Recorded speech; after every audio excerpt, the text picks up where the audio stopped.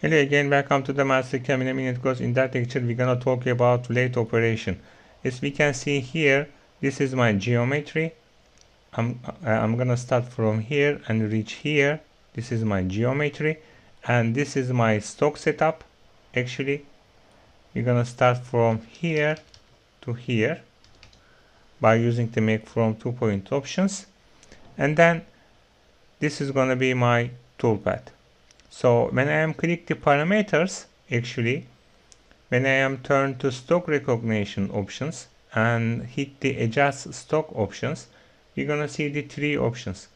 This is options 1, options 2, and options 3.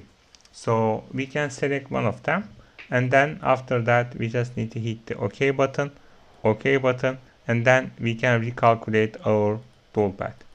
So this is created automatically.